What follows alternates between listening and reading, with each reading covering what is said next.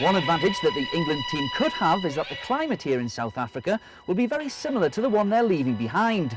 Should England be drawn in the group which plays its matches in Johannesburg, then they could be playing here at the 60,000 capacity Ellis Park Stadium. And while the England fans are taking a break from the football, they could head up north to the Entebbe Game Reserve and see such wonderful creatures like these. Alan Shearer has called it the biggest game he's been involved in, and when you consider he's been involved in games in the World Cup, in European Championships, in FA Cup finals, it shows how big he rates this particular game. Alan, you spoke in the week about enjoying football and the players enjoying their football. Did you enjoy your first managerial experience there? I enjoyed the first 45 minutes. It's a massive game for both sides, more so of course for Newcastle United. 4 points adrift of safety. They really could do with a win tonight. It's not over for Newcastle just yet, is it? They must avoid any complacency that might creep in after last night's result, even though it was a massive victory. Alan Shearer has actually got them in training today, so he's trying to keep their feet on the ground. It's fantastic, the atmosphere, it really has just lifted a few notches since the news. Kevin, welcome back. Can you believe it? Yeah, well, obviously it's nice to be home.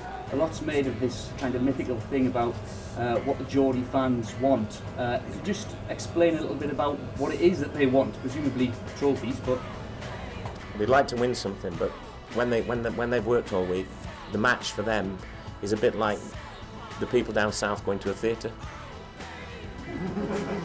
not the result that Newcastle would have wanted, but the performance, first half especially, will give the Toon Army hope that things are about to pick up under Kevin Keegan. There's certainly no word among the fans here about any sort of succession. I think you can hear from the way they're shouting there. They want Kevin Keegan to come back to Newcastle, and they're still holding out hope that he might actually return. But as you say, we don't know until we hear anything official from either Kevin or from the club. With the avoidance of doubt, the club has not sacked Kevin Keegan as manager. Well, our reporter David Warriner has been at St James's Park for much of the day. He told us a short while ago that it doesn't look as though we'll hear from Keegan this evening. I think he'll probably want to digest what's gone on today and over the last few days. He is, of course, a very emotional man. There are some reports that he's gone back up to his home in Scotland, but we don't actually know for certain where Kevin Keegan is tonight. We've actually got about 4 or 5 police wagons here, and as you can see, possibly to my right, the street is actually lined with a number of police officers. Such is the anger here outside St James's Park at what has actually happened today. Roy, does the FA Cup take a little bit of the pressure off some of the players? I'm not sure. You'd have to speak to the players. That obviously Roy's tenure has come to an end. Steve Bruce has also commented that he's genuinely excited by a fantastic opportunity. How difficult a decision was it for you to make to come here? It's the sight most England cricket fans want to see. A fit Andrew Flintoff striding out less than a month before the Ashes kicks off. I believe very strongly that Test cricket should be the ultimate form of the game. It should remain that way, and therefore we should prepare for Test matches in a way befitting that.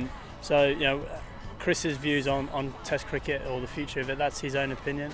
The unmissable chance, if you can call it that, to net with an England fast bowler came courtesy of Liam's sponsors' campaign for people to challenge themselves.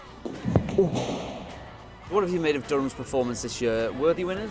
Absolutely astonishing. Fabulous performance all round, yes. Tremendous. Really big steps achievement, Yes, this last 4 years have come on marvellous. Excited? Yes.